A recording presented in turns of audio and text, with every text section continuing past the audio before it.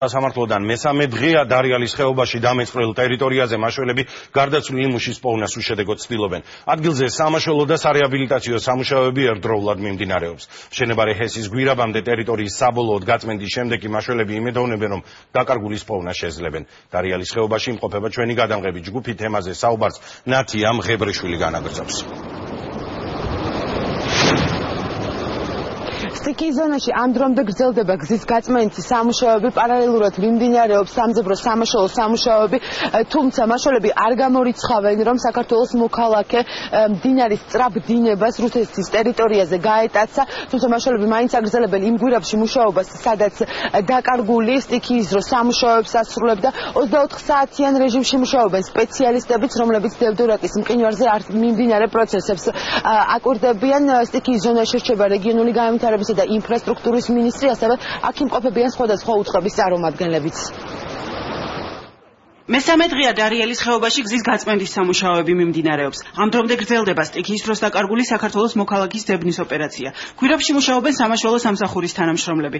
მაშველები გვირაბის ბოლომდე გასვლას ჯერჯერობით დაზიანებული გზის გამო ვერ ახერხებენ. ის ქართველი, რომელიც დაკარგული არის, გრძელდება საქართველოს მხარეს შინაგან საქმეთა სამინისტროს საგანგებო სიტუაციების მართვის დეპარტამენტის მაშველები აგრძელებენ ინტენსიურად საძიებო სამაშველო სამუშაოს, ხოლო ასევე შეთანხმებულები ვართ რუსეთის საგანგებო სიტუაციების სამინისტროსთან, რათა იქით მხარეც იყოს ინტენსიურად დათვალიერებული.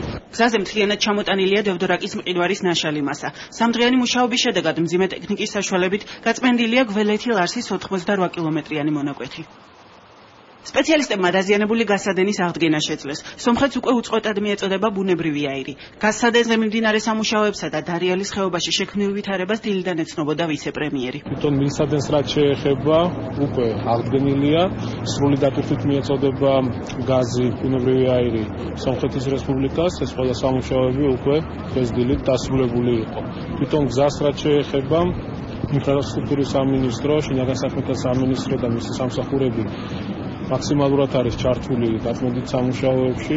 გაწმენდითი სამუშაოები თითქმის 24 საათის განმავლობაში მიმდინარეობს ლარსის გამშვებ პუნქტზე, სადაც დაზიანებულია ინფრასტრუქტურა. შენობიდან ამოტუმბულია წყალი და მიმდინარეობს მისი გაწმენდა. სავარაუდოდ რამდენიმე დღეში განახლდება ჰესის მშენებლობაც, რომელიც სტიქიის გამო შეჩერდა. ამ დრომდე ადგილზე რჩებიან მთავრობის წარმომადგენლებიც. ძირითადი ტექნიკა გადაყვანილი არის მეორე მხარეს, საბაჟოს მხარეს. საბაჟოდან მოხდა მთლიანი წყლის მასის მოცილება და უკვე აღარ შეედინება წყალი. აგრეთვე საბაჟოს გაწმენდითი სამუშაოები არის დაწყებული. მიმდინარეობს ახალი კალაპოტის გაჭრა თეგისთვის, რომელიც აზიანებდა ძველ გზას, ასფალტობეტონის გზას და რომელიც ნახევარზე მეტი წაღებული აქვს. დაახლოებით კილომეტრიანი მონაკვეთი არის და როგორც კი თერგის გადაგდებას მოვახერხებთ თავის არსებულ კალაპოტში, დავიწყებთ უკვე ამის ამ ძველი გზის აღდგენას. სასწრაფოდ მნიშვნელოვანი რაც იყო, გადავაგდეთ მონასტრის ქვედა მხარეს მდინარე დაუბრუნებელ კალაპოტს, რო საბაჟოს, სასაზღვრო, ჰიდროელექტროსადგურის შენობას უშუალოდ აღარ დაჯახებოდა მდინარე და ეხლა ინტენსიურად მიმდინარეობს იმ ძველი კალაპოტის სრულად აღდგენა, რომ მდინარე დაუბრუნდეს ძველ კალაპოტს და დაიწყოს უკვე ყველა აღდგენის სამუშაოები. 24 საათის განმავლობაში აკვირდებიან დევდორაკის მყინვარს გარემოს დაცვის სამინისტროს ჰიდროლოგები და გეოლოგები. მუდმივად აკონტროლებენ შესაძლო ახალი კერების გაჩენას. თუმცა პირველადი ინფორმაციით ამ ეტაპზე მყინვარზე ახალი კერები არ არის. სპეციალისტების თქმით, სტიქიის განმეორების რისკები მხოლოდ კლიმატურ პირობებზეა დამოკიდებული. გუშინად შემოუφრინეთ დევდორაკს, ის ძირითადი მასა, რომელიც რისკის ფაქტორს წარმოადგენდა და კვლავაც წარმოადგენს, ჯერჯერობით ძველებურ მდგომარეობაშია, საბედნიეროდ. მოგეხსენებათ, რაც ჩამოვიდა ახლა, ეს მხოლოდ კალაპოტში ნარჩენი იყო და არა ახალი ჩამოტეხილი ყინული, ეს ძალიან მნიშვნელოვანია. თუმცა ერთი რისკი მაინც რჩება, ეს არის ძალიან ინტენსიური წვიმები.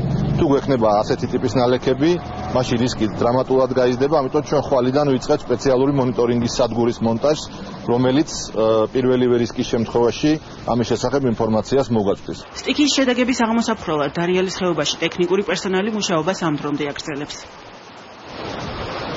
მე შეგახსენებთ, რომ სტიქიის ზონაში, კერძოდ კი მონაკვეთი, სადაც დევდორაკის მყინვარის მასა ჩამოიშალა, გზის გაწმენდის სამუშაოები ამ დრომდე გრძელდება, თუმცა სამუშაოების გაგრძელება კლიმატურ პირობებზეც არის დამოკიდებული. ეს ნათია მღებრიშვილი იყო დარიალის ხეობაში მიმდინარე სამუშაოებში.